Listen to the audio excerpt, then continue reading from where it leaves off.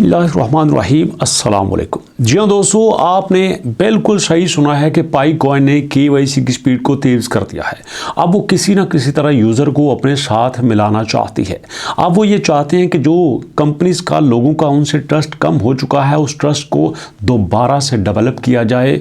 इस सब पे बात करेंगे, लेकिन इससे पहले दोस्तों मैं आपको बता देना चाहता हूँ कि हमारे पास एक पेज है breakdown_bitcoin। इसका लिंक नीचे डिस्क्रिप्शन में दिया गया है। इस लिंक पे क्लिक करके आपने इसको लाजमी सब्सक्राइब करना है, ताकि जैसे मैं आपके सामने लेटेस्ट अपडेट देता हूं, बिल्कुल इसी तरह से आप इस पेज से भी भरपूर तरीके से फ़ायदा उठा सकें।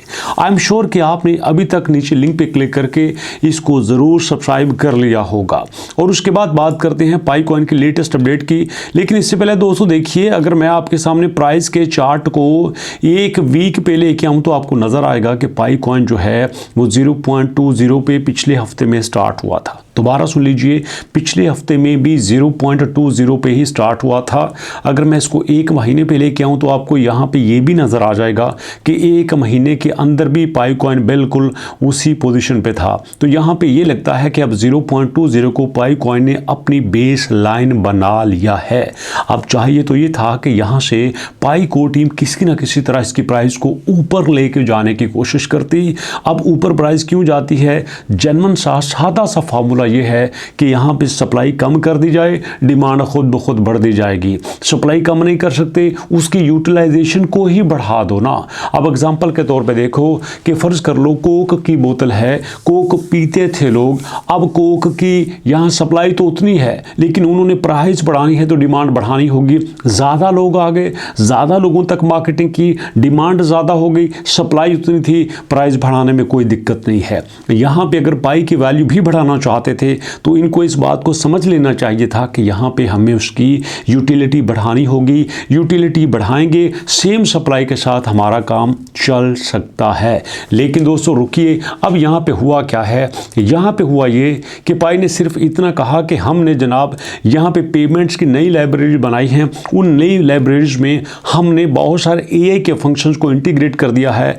AI के फंक्शन को इंटीग्रेट करने के बाद हमारी जो KYC है ये भी ऑटोमेट हो गई है, और हमारा यहाँ पे जो पेमेंट मेथड है वो भी 10 मिनट से कम टाइम में हो जाएगा। ये पाई को टीम अपने ऑफिशियल पेज पे दावा कर रही है। लेकिन इस दावे का हकीकत क्या हुआ ये भी आपको बता देता हूँ कि यहाँ पे आज की डेट के मुताबिक सिर्फ 3 घंटे पहले में जो बड़ी से बड़ी अपडेट हुई है, जो बड़ी से बड़ी ट्रांजैक्शन हुई है, वो सिर्फ 3.5 लाख पाई कॉइन की थी। जी हाँ दोस्तों, 3.5 लाख पाई कॉइन का मतलब ये है कि ये अब यहाँ पे ट्रांजैक्शंस नहीं हो रही, क्योंकि मैं आपको बता देना चाहता हूँ कि ये ट्रांजैक्शंस ना OKX में है, ना MEXC में है, ना Gate.io में है, और ना ही बिटगेट में है। 5 बड़ी एक्सचेंज है ना। पाइनेक्स का तो मैं नाम ही नहीं लेता, बाकी 4 का नाम ले लें तो ये चारों में नहीं है। ये किसी पर्सनल अकाउंट की स्टेटमेंट है। अगर यहाँ पे हम किसी एक्सचेंज की बड़ी से बड़ी स्टेटमेंट लें तो वो भैया सिर्फ 1 लाख पाई कॉइन की मत्ती है। मतलब यहाँ पे अब यूज़र बिल्कुल रुका बैठा हुआ है।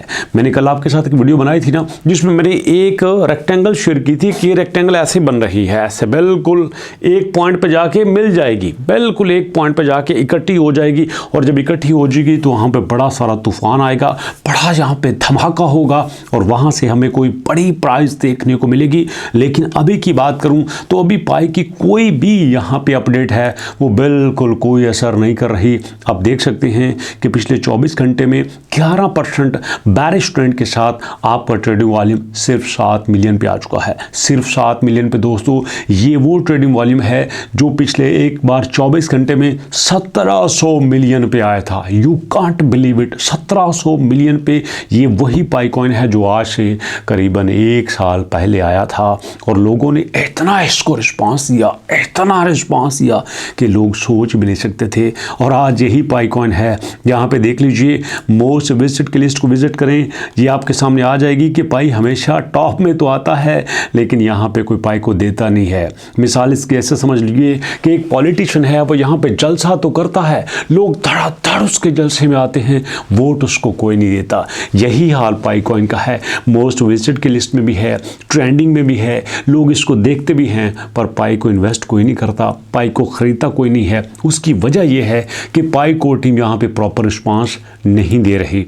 मैं आपको बता देता हूँ, आप इनके ऑफिशियल पेज पे देख लीजिए कि यहाँ पे 9 जनवरी को हमारे पास पेमेंट की इंटीग्रेशन आई थी। इसके बाद इन्होंने यहाँ पे दिसंबर के आखिरी दिन पे अपने पिछले सारे साल का खाता खोला कि हमने ये किया, हमने वो किया, हमने ऐसा किया, हमने वैसा किया।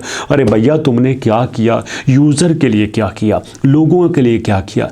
लोगों की प्रॉब्लम सॉल्व करने के लिए तुमने क्या किया? कुछ नहीं किया। और जब तुमने किया कुछ नहीं है तो फिर हमसे सवाल क्यों करते हो? हमसे ये क्यों मांगते हो कि आप हमारे पास आओ, पाई को खरीदो, पाई को खरीदो? अरे कोई कैसे खरीदेगा जब आपके फार्मूले ही उल्ट हैं? आपने खुद ही स्टार्ट में ये कह दिया कि हम यहाँ पे आएंगे और आपको ज़्यादा से ज़्यादा फ़ायदा देंगे, और आप देखो डेली आपके पास 4-5 पाई कॉइन अनलॉक हो रहे हैं। और दुख की बात दोस्तों ये है कि डेली 4-5 मिलियन पाई कॉइन अनलॉक हो रहे हैं, लेकिन इनकी सप्लाई यहाँ पे बढ़ने का नाम ही नहीं ले रही।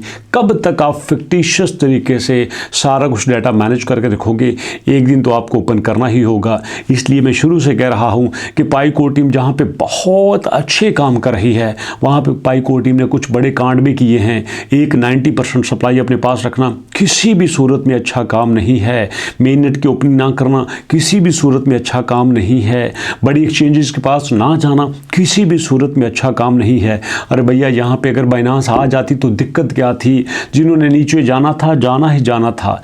कोई भी एक्सचेंज किसी भी प्राइस को ऊपर नहीं रख सकती। मैं हज़ारों एग्जांपल ऐसे दे सकता हूँ कि जो कॉइन आए, बाइनांस पे लिस्ट हुए और बाद में ऐसे क्रैश हुए कि दोबारा उठ नहीं सके। इसकी लेटेस्ट एग्जांपल दोस्तों आप यहाँ पे ऑफिशियल ट्रंप देख सकते हैं। ये $70-75 पे गया था, $5 पे आके बैठा हुआ है।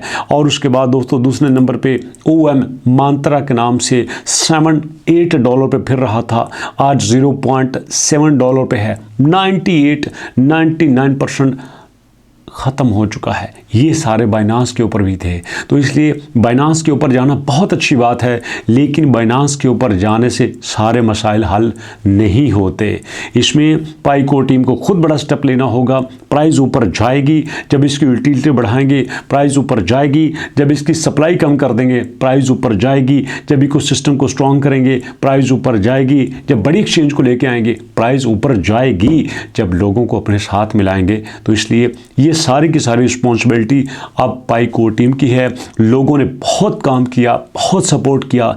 मैं सोच भी नहीं सकता था कि लोग एक छोटे से प्रोजेक्ट को सपोर्ट दे के इतना बड़ा बना देंगे और आज दुनिया के बड़े प्रोजेक्ट में शुमार होता है। इसलिए दोस्तों आप लोगों पे कोई शिकवा नहीं है। आपने बहुत काम किया पाई के साथ, बहुत सपोर्ट किया पाई कोर टीम को, बट अब यहाँ पे पाई कोर टीम की ही जिम्मेदारी है कि वो यहाँ पे आए, काम करे और अपने आप को साबित करे कि वो डिज़र्व करते हैं कि कॉइन को चला सकें। और लास्ट में दोस्तों आई एम श्योर कि आपने यहाँ पे ब्रेक डाउन अंडरस्कोर बिटकॉइन को ज़रूर फॉलो कर लिया होगा। लिंक नीचे मौजूद है, फॉलो करके सब्सक्राइब कीजिएगा। मुलाकात करेंगे नेक्स्ट वीडियो में, तब तक के लिए अल्लाह की अमान।